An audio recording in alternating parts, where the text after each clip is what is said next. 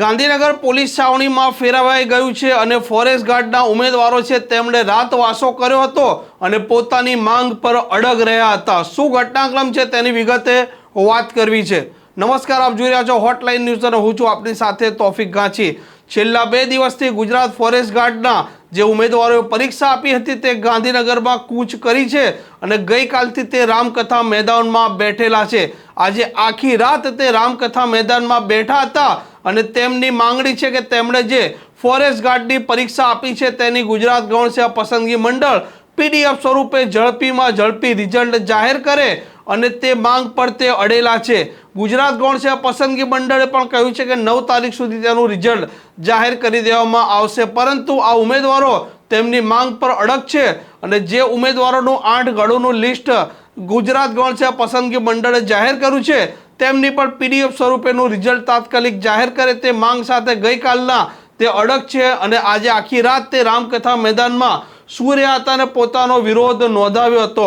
આ લોકોને અમને અહીંથી આ લોકો ગાંધીનગરના રામકથા મેદાનમાંથી લઈને પોલીસ લઈ જઈ રહી છે, તે માટે હવે અમને ક્યાં લઈ જાય છે, શું કરે છે તે જવાબદારી હવે કોની રહેશે તે માટે આ મારો વિડીયો એક સોશિયલ મીડિયામાં અપલોડ કરું છું। જય હિન્દ।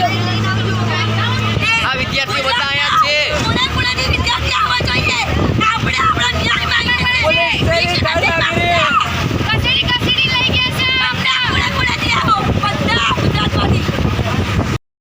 વિદ્યાર્થીઓ જે ઘરે બેઠા છે ને આ જોઈને એને શું કહેવાય, બંગડી પહેરી લો, વૈલા બંગડી પહેરી લો, જે તમારા ન્યાય માટે નહીં બંગડી ફિટિંગ વાળી મોકલાઈશ, એડ્રેસ સાથે મોકલો, બંગડીનો સેટ મોકલાઈશ। વિદ્યાર્થીઓ આવી જાવ, ન્યાય લેવો હોય તો આવી જાવ। દરેક ગુજરાતના દરેક નહીં મળે, દરેક નહીં મળે, બધા નહીં મળે।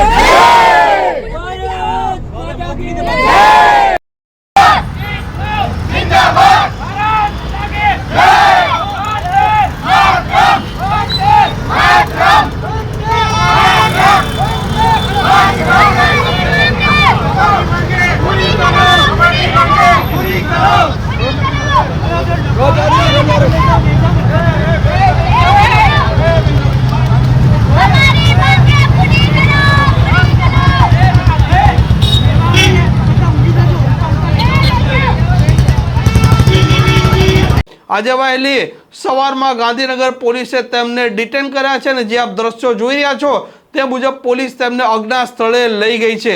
આ ઉમેદવારોની સતત એક માંગ છે કે સીબીઆરટી પદ્ધતિ રદ કરો તેમજ જે નોર્મલાઇઝેશન જે પરીક્ષા લીધી છે તેમાં નોર્મલાઇઝેશન માર્ગ તાત્કાલિક G-SSSB જાહેર કરે અને જે 823 સીટો છે તે સીટોમાં પણ G-SSSB વધારો કરે।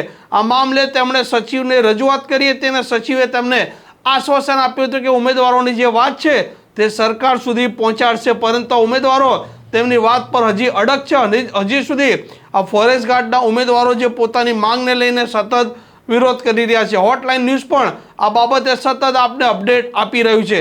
જો આ ચેનલને હજી સુધી આપણે સબસ્ક્રાઇબ ન કર્યું હોય તો અવશ્ય સબસ્ક્રાઇબ અને શેર કરી દેજો। નમસ્કાર।